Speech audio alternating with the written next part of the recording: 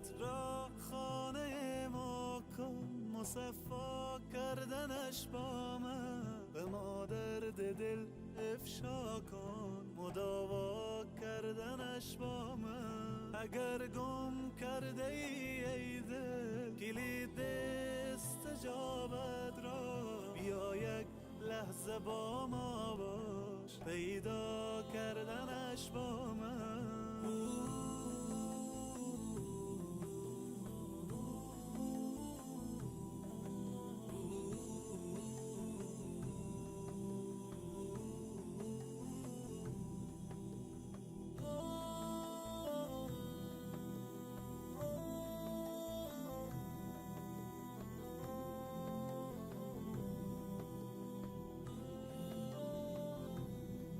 بیفشان قطره اشک که من هستم خریدارش، بیاور قطره اخلاص و دریا کردنش با من.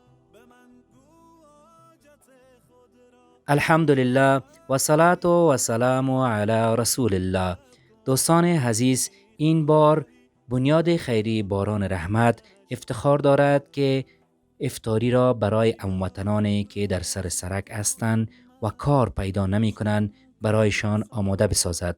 قسمی که شما می بینید ما در تاریخ 25 ماه مبارک رمضان قرار داریم و توزیع در سرک صورت می گیرد. الله متعال از برادر عزیزمان سمیم جان صدیقی راضی باشد که این افطاری را به عهده گرفته بودند.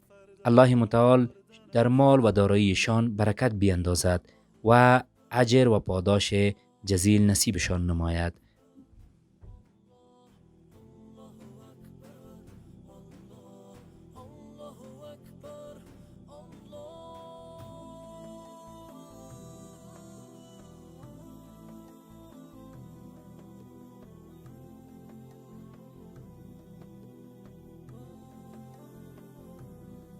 به قرآن آیه رحمت فراوان است ای انسان، بخوان این آیه را تفسیر و معنا کردنش با من.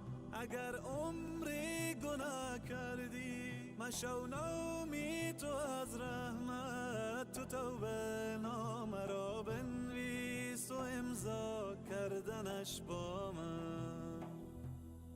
دلت را خانه ما کن، مصفا کردنش با من، به ما درد دل افشا کن، مداوا کردنش با من. اگر گم کرده ای دل کلید استجابت را، بیا یک لحظه با ما باش، پیدا کردنش با من.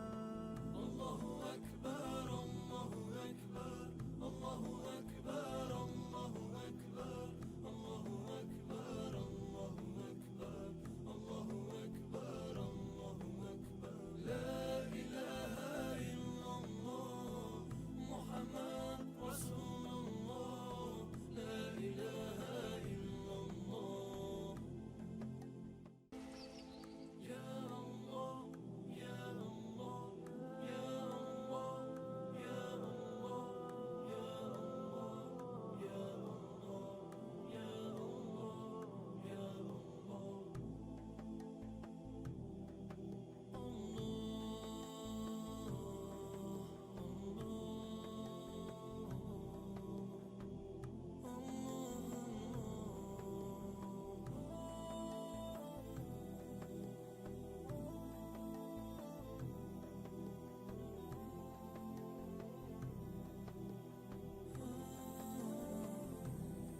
دلت را خانه ما کن، مصفا کردنش با من، به ما درد دل افشا کن، مداوا کردنش با من. اگر گم کرده ای دل کلید استجابت را، بیا یک لحظه با ما باش، پیدا کردنش با من.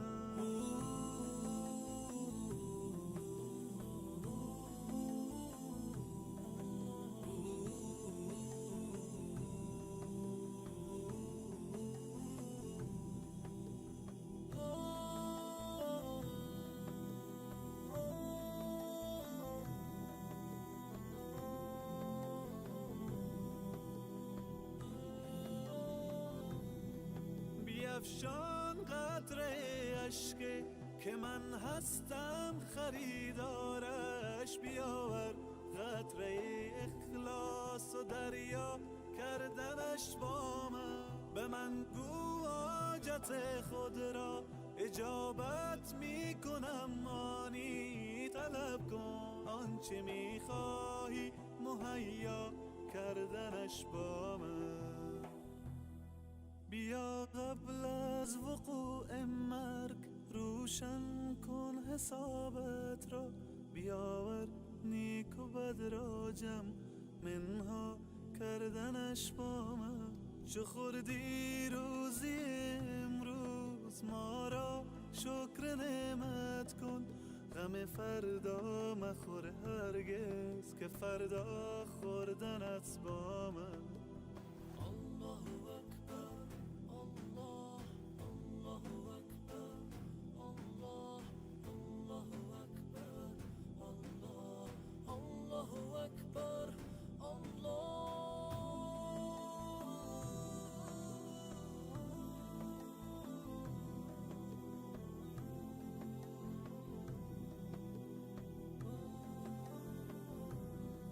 به قرآن